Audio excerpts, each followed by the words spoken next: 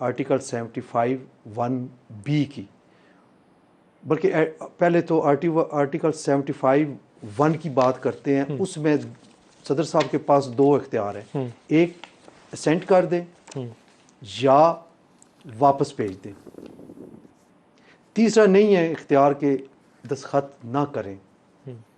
सो ascent नहीं किया बकौल उनके, फिर अगर उन्होंने वापस भेजा ये भी बकौल उनके, तो उसके लिए इनको इन राइटिंग मैसेज लिखना पड़ेगा उस पर। ये नहीं है कि ज़बानी कर दें, और अगर वो कहते हैं तो मैं पढ़ देता हूँ आर्टिकल का जो रेलेवेंट पोर्शन है। लेकिन उसमें कहीं ये नहीं लिखा कि सदर तहरीरी लिख के भेजेगा, नहीं मैसेज क्या है, ज़बानी मैसेज नहीं होता। देखिए दिस इज़ वेरी इंपॉर्टेंट। अब इसको चले आपकी बात को एज इट इज लेते हैं, मैं एक और बात करता हूं। जो चंद सालों में वर्किंग है ना प्राइम मिनिस्टर्स और प्रेसिडेंट्स की, ये बहुत सारे केसों से बचने के लिए प्राइम मिनिस्टर अपने प्रिंसिपल सेक्रेटरी को ज़बानी कहता है कि ये काम कर दो, प्रिंसिपल सेक्रेटरी लिख के। अब एक और बात करते हैं, आप यहाँ इस्लामाबाद में बैठे हैं, 9 अगस्त को 13 वापस आए बिल, वापस इन्होंने भेजे, असेंट नहीं किया, वापस भेजे। उसमें उन्होंने क्या ज़बानी भेजे?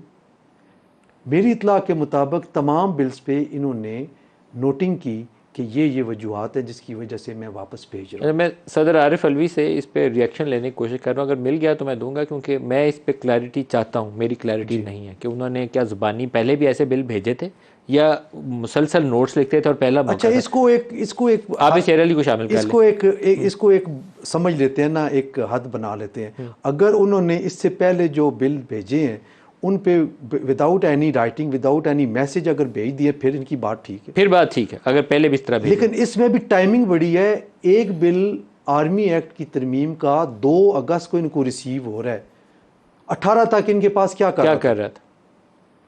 क्या जरूरी था कि ये ऑफिशियल सीक्रेट एक्ट के साथ ही जोड़ के रखा जाए? 2 से 12 वैसे उसके 10 रोज तो पूरे 12 को वो भेज सकते थे। आबिद शेर अली साहब आप फरमाइए, ये क्या एपिसोड क्या है?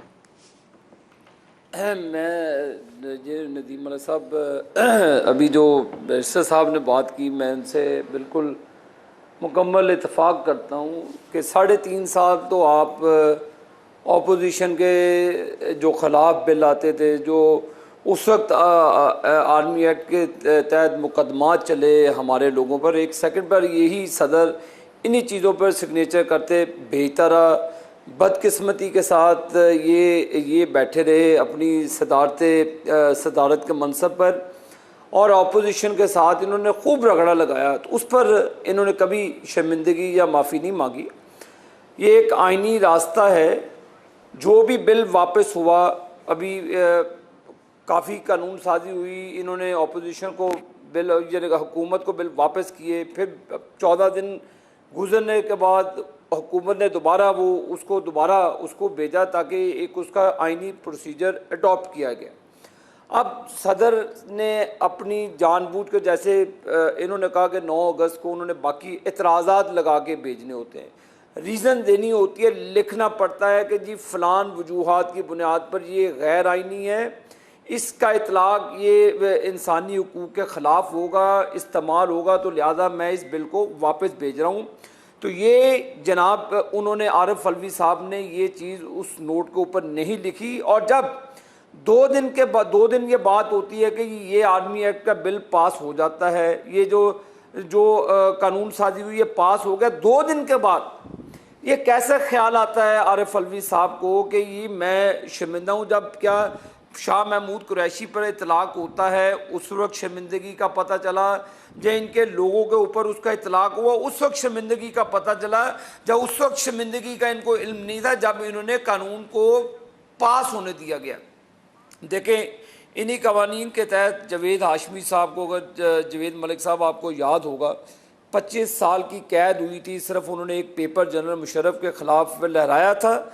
25 साल के लिए उनको कैदोबंद की सोबतें दी गई और 4 साल के बाद उनकी रिहाई अब पेश आई। अब जैसे इनके द्वार के अंदर जो केसेस बने, मैं यही मेरा सवाल है, जो भी मैं आपकी बात पर मुतफिक हूँ, क्योंकि मुल्क की बदकिस्मती है मलिक साहब। उन 76 साल पाकिस्तान को बने हुए, जब पाकिस्तान का पहला जो आइन बना उस वक्त से लेकर आज तक मुझे बताए, कभी भी पाकिस्तान जो लिखा हुआ आइन है, अगर आइन पे अमल दरामद हुआ होता, अगर अदालतें उसका हिस्सा ना बनती, तो मलिक साहब आज पाकिस्तान को इस जगह पे आप ना देखते। आज जो पाकिस्तान में लोगों का हाल है, आप बिल बिल करते हैं, मैं लोगों के अंदर बैठता हूँ, मुझे पता लोगों की तकलीफ़ें क्या है। लोगों के पास बिजली का बिल देने के पास पैसे नहीं है। गैर अब हालात ऐसे बन चुके हैं पिछले 5 सालों में। पलव शाह को भी गुफ्तगू में शामिल कर लें। पलव शाह, ये सदर साहब की ट्वीट ये क्या जाहिर करती है? क्या हम एक कैसे जमहूरी माशरे के अंदर जिंदा हैं जहाँ मुख्तलिफ स्टेट इंस्टीट्यूशंस अपना काम कर रहे हैं, या ये कुछ ऑटो पे चल रहा है जहाँ कहीं से कुछ भी निकल सकता है? मैं परेशान हूँ इसको देख के। शुक्रिया नदीम मलिक साहब। जाहिर है ये बड़ी परेशान कुन बात है, क्योंकि जैसे आपने जिक्र किया कि मुल्क उसी वक्त कमज़ोर होता है और दुश्मन भी उसी वक्त हमलावर होता है जब अंदरूनी तौर पर हम जो है हमारे इदारे कमज़ोर होते हैं। जब एक 75 साल से जो तरीके चले, हम में बुराइयां भी होंगी सिस्टम में, बहुत सी हैं, लेकिन फिर भी एक सिस्टम 75 साल से इस तरीके से डिसमेंटल नहीं हुआ जो आज हम देख रहे हैं। अब आप ये देखिए कि मैं तो सिर्फ ये कहूँगी कि एक तो सदर साहब कोई पहले चंद दिन उनके नहीं है इस सदारत में, हालांकि हों भी तब भी ऐसी चीज़ की गुंजाइश नहीं होती। वो अपनी तकरीबन कॉन्स्टिट्यूशनल जो उनकी टर्म है आईनी उसको पूरा करने के करीब हैं, और ऐसा भी नहीं है कि सदर साहब ने पहले कभी बिल वापस नहीं भेजे या उन्हें इस चीज़ का इल्म नहीं है, या वो अकेले बैठते हैं, खुद ही लिखते हैं, खुद ही पोस्ट करते हैं। जाहिर है उनके पास एक पूरी मशीनरी ईवान सदर की है। इसके साथ साथ मैं क्या कहूँ, अनफॉर्चुनेटली सदर आरिफ अलवी साहब जो हैं वो इस वक्त पाकिस्तान की अफवाज के सुप्रीम कमांडर भी हैं, और जाहिर है हमारी अफवाज इस लिहाज से पाकिस्तान एक अहमियत रखता है कि हम एक न्यूक्लियर पावर हैं। अब आप मुझे ये बताइए नदीम मलिक साहब के मसलन मैं 1 मिनट के लिए अगर सदर आरिफ अलवी का कहा मान लेती हूँ कि उनके साथ ये हुआ, तो क्या इस पर एक सदर को जो कि रियासत का सरबराह है उसको ऐसी एक पब्लिक ट्वीट करना और ये मवाद गैर मुल्कियों के हाथ में देना और उनसे अपनी खिल्ली उड़वाना और मुल्क की बदनामी का बायस बनना, क्या ये उनका बनता था, या उनका इसको अपने तौर पर जिसके खिलाफ उन्हें शिकायत थी उसके खिलाफ कोई FIR दर्ज कराते, या उसकी जो भी इदारा जाती जो है मामलात वो करते? इसकी पब्लिक तहशीर जो की गई है, मुझे उसके पीछे नदीम मलिक साहब बता दीजिए कि क्या मकसद हो सकता है?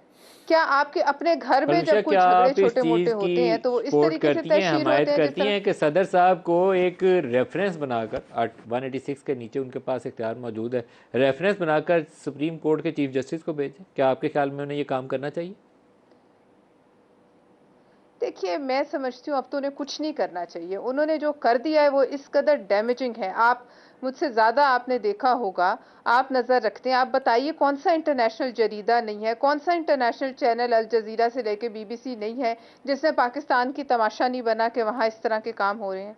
क्या कल को सदर साहब कहें कि मुझे तो पता ही नहीं था, किसी ने लिख दिया कि चलो जी सब LOC क्रॉस कर जाओ? देखिए, ये बच्चों वाले खेल जो हैं, या एक शख्स की कैदी नंबर वो कौन से हैं जो 804 के पता नहीं कौन से हैं, वो उनकी मुर्दा सियासत को जिंदा करने के लिए नदीम मलिक साहब, क्या ये बहुत बड़ा खिलवाड़ नहीं है पाकिस्तान के साथ? जब हम इन ओहदों पे आते हैं, ये बात सही है कि हमारी पहली जो मतलब शनाख्त होती है वो अपनी हमारी पार्टी से होती है, लेकिन उससे बड़ी शनाख्त हमारी पाकिस्तान है। पाकिस्तान है तो हम यहाँ बैठे हुए हैं, और हम जो भी ये इंजॉय करते हैं इज्जत, ये इस मुल्क की वजह से है। लिहाजा मुझे समझ नहीं आ रहा, आप ये देख लीजिए कि सदर पाकिस्तान जो हैं उनका आप ट्रैक रिकॉर्ड देखिए। जस्टिस काजी फाइज ईसा के केस से आप उठा लीजिए, उस वक़्त क्या इनके एक्शंस में मैलेफाइडी और इल इंटेंट नहीं था? क्या उस वक़्त इनसे इस्तीफे का जब मुतालबा किया जा रहा था इनको इस्तीफा नहीं दे देना चाहिए था? फिर आप उधर से लेके असेंबली के तोड़ने तक आए, तब भी सदर पाकिस्तान ने सदर पाकिस्तान का किरदार अदा नहीं किया, उसने एक शख्स के जो है वो वफा शुआर होने का किरदार अदा किया।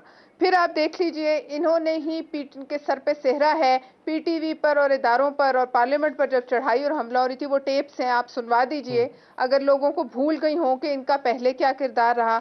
फिर आप देख लीजिए कि जो पूरे मुल्क में गंदी गालियों का, सोशल मीडिया का कल्चर इंट्रोड्यूस कराया जिसमें किसी की इज्जत जो है वो महफूज नहीं थी, गुंडागर्दी का कल्चर इंट्रोड्यूस कराया, वो भी इन्हीं मौसूफ के जो है सर है। और आज तक आप ये देख लीजिए उन तमाम चीज़ों से कि ये सदर साहब जो हैं वो किसके वफादार रहे हैं, हत्ता के जब तक ये एक तमाम ब्रेक करीब आ गई है, इदारों के ब्रेक ले ऊपर लें हमारे कीचड़ साथ।